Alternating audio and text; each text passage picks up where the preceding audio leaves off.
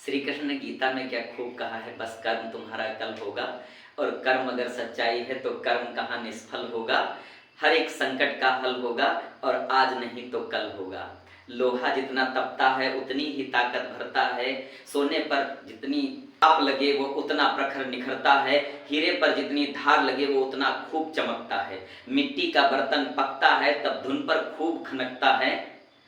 सूरज जैसा बनना है तो सूरज जैसा जलना होगा। नदियों सा आदर पाना है तो पर्वत छोड़ निकलना होगा। हम आदम के बेटे हैं, हम आदम के बेटे हैं, क्यों सोचें राह सरल होगा। कुछ ज्यादा वक्त लगेगा पर संघर्ष जरूर सफल होगा। हर एक संकट का हल होगा और आज नहीं तो कल होगा। नमस्कार दोस्तों, स्वागत है आपका हमारे YouTube चैनल टारगेट विद कौशल पर। हम लोग कल पढ़ रहे थे संधि। संधि का चैप्टर शुरू हो चुका है मेरा। मैंने आपको बताया था कि संधि 3 प्रकार की होती है, स्वर संधि, व्यंजन संधि और विसर्ग संधि। जिसमें मैंने बताया था कि जो स्वर संधि है उसके 5 भाग होते हैं। सबसे पहले दीर्घ संधि, गुण संधि, वृद्धि संधि, यण संधि और अयादि संधि। तो दोस्तों हम आज पढ़ेंगे सबसे पहले दीर्घ संधि को। स्वर संधि का पहला पार्ट दीर्घ स्वर संधि, जिसका सूत्र है अकः सवर्णे दीर्घा। इसके कहने का तात्पर्य है जब हमारे अक प्रत्याहार के बाद में अक प्रत्याहार आता है तब वो दीर्घ हो जाता है। जैसा कि हम देख पा रहे हैं, जब ह्रस्व या दीर्घ छोटा आ, छोटी ई, छोटा उ, बड़ा री के बाद क्रमशः छोटा आ, छोटी ई, छोटा उ, री आए तो दोनों मिलकर क्रमशः बड़ा आ, बड़ी ई, बड़ा उ और री हो जाते हैं। हमने जाना यदि ह्रस्व या दीर्घ छोटा आ, छोटी ई, छोटा उ और री के बाद अगर क्रमशः यही समान वर्ण छोटा आ, छोटी ई, छोटा उ और री आए तो दोनों मिलकर के बड़ा आ, बड़ी ई, बड़ा उ और री हो जाते हैं। जैसे कि चाहे छोटे आ से छोटा आ मिले तब बड़ा आ बनेगा, जैसा हम देख पा रहे हैं। बड़े आ से अगर छोटा आ मिल जाए तब भी बड़ा आ बनेगा। छोटा आ से अगर बड़ा आ मिले तब भी बड़ा आ, और बड़ा आ से बड़ा आ मिले तब भी बड़ा आ। जैसे कि हमने पहले से लिख रखा है अधिकाधिक। अधिकाधिक का अगर हम संधि विच्छेद करें तो हम पाते हैं ये है अधिक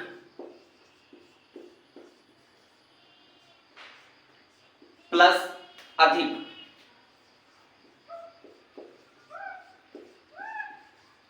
अधिक में अधिक को अगर जोड़ें तो का में हमारा आ है।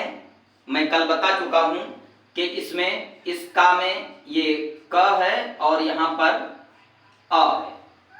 आपको पता है मेरी पिछली वीडियो में मैंने आपको बताया है कि जो व्यंजन वर्ण होते हैं वो स्वरों की सहायता से बोले जाते हैं। व्यंजन में स्वर है और वो जो स्वर है वो आ है। यहां पे आ है और अधिक में यहां पर भी अ है। अब इस आ से अगर इस आ को जोड़ दिया जाएगा तो अधिक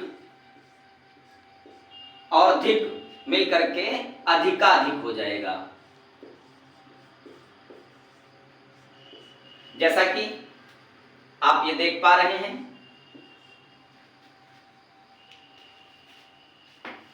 दूसरा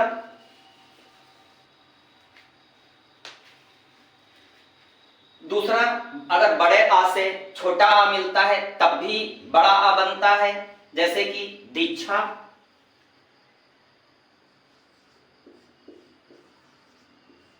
दीक्षा प्लस अंत,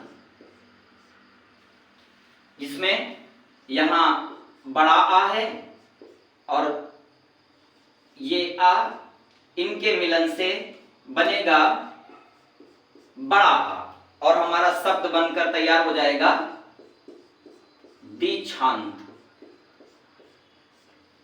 जो कि हमने यहां लिख रखा है, आप देख पा रहे हैं। ऐसे ही छोटा आ में अगर बड़ा आ मिले तो बड़ा आ बन जाता है। देखिए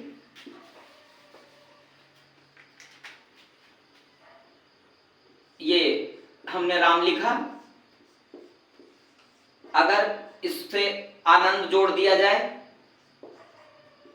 तो हम पाते हैं कि यहां पर छोटा आ है और यहां बड़ा आ है। इन दोनों के मिलने से बड़ा आ बनता है और नया शब्द बनता है हमारा रामानंद, जो कि आप यहां देख पा रहे हैं। इसके बाद अगला हमारा शब्द है बड़ा आ से बड़ा आ अगर मिल जाए तो दोनों जब मिलेंगे तो बड़ा आ बन जाता है। कैसे? दया प्लस आनंद, यहां बड़ा आ है और यहां पर बड़ा आ है। इन दोनों के मिलने से बड़ा आ बनेगा। अगर हम देखें तो ये दा हमारा बच रहा है और ये नंद बच रहा है। यह इतना बच रहा है, लेकिन जब यहीं पर ये स्वर उठ करके जाता है और या के बाद लगता है, ये हलंत मिट जाता है और ये दयानंद हो जाता है, जैसा कि हम देख पा रहे हैं।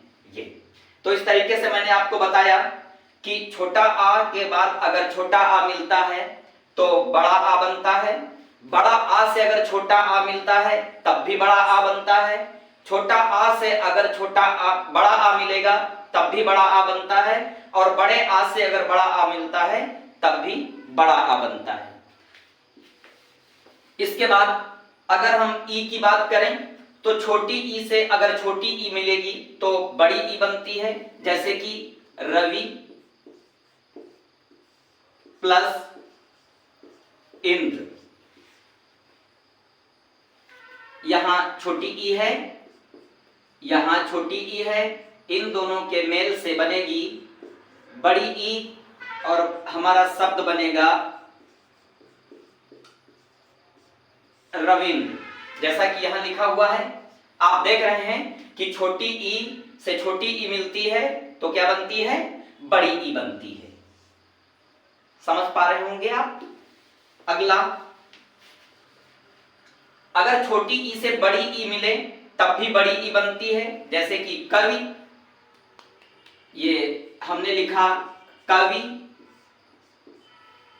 और बड़ी ई जैसे कि ईश्वर, यहां पर छोटी ई है और ये बड़ी ई है।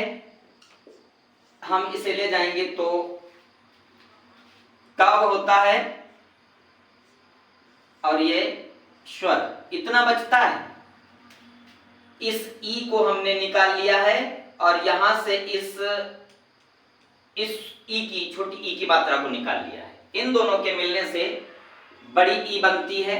और जैसे ही ये बड़ी ई वाक के बाद लगती है, इस वाक के नीचे लगा हुआ हलंत मिट जाता है और हमारा नया शब्द कवीश्वर बन जाता है। जैसा कि हम देख रहे हैं कि छोटी ई से बड़ी ई मिलती है तब बड़ी ई बन जाती है, ये कवीश्वर हो जाता है।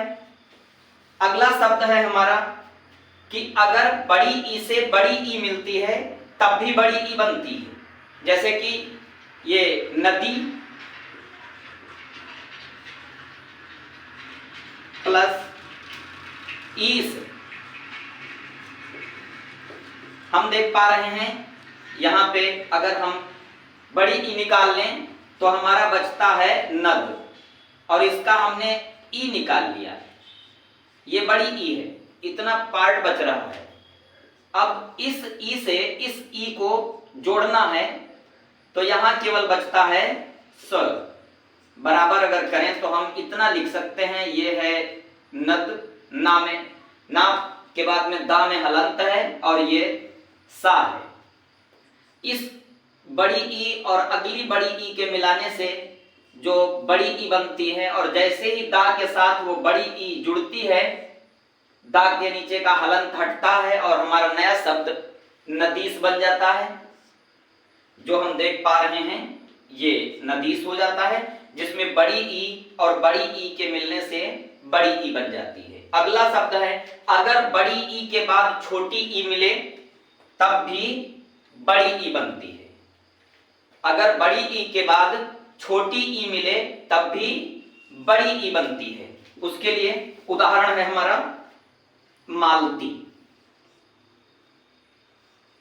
हमने लिखा मालती प्लस इच्छति।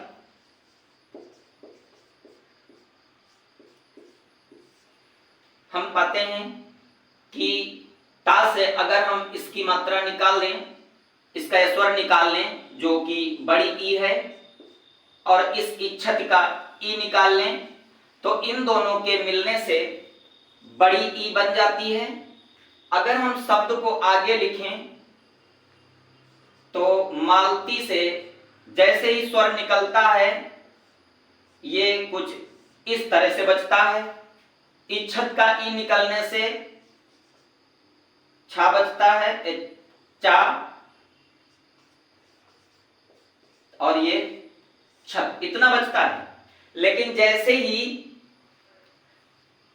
ता में बड़ी ई लगती है, ता के नीचे का हलंत हटता है और मालती छत हो जाता है। जैसा कि यहां मैंने लिख रखा है पहले से ही कि ये मालती छत हो जाता है, जो बड़ी ई और छोटी ई के मिलने से बड़ी ई में बदल जाता है। दोस्तों, हम सीख रहे हैं कि जब अक के बाद अक आता है, आ के बाद आ आए, चाहे वो ह्रस्व हो चाहे वो दीर्घ हो, लेकिन उन दोनों के मिलने से हमेशा वो बड़े आ में बदल जाता है। ऐसे ही छोटी ई के बाद में चाहे छोटी ई आए चाहे बड़ी ई आए, दोनों के मिलने से बड़ी ई हो जाती है। ऐसे ही ऊ के बाद में अगर ऊ आता है, वो चाहे छोटा ऊ हो या बड़ा ऊ हो, उनके मिलने से बड़ा ऊ बन जाता है। उदाहरण के लिए छोटा ऊ प्लस छोटा ऊ बराबर बड़ा ऊ। जैसे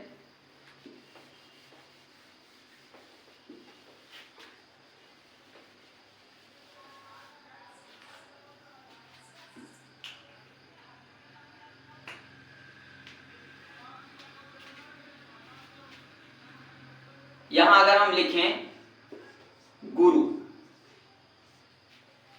प्लस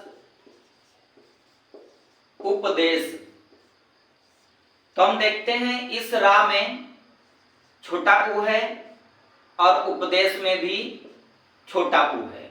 इन दोनों के मिलने से क्या बनेगा? बड़ा ऊ। क्या बनेगा? बड़ा ऊ। और हमारा नया शब्द बन जाएगा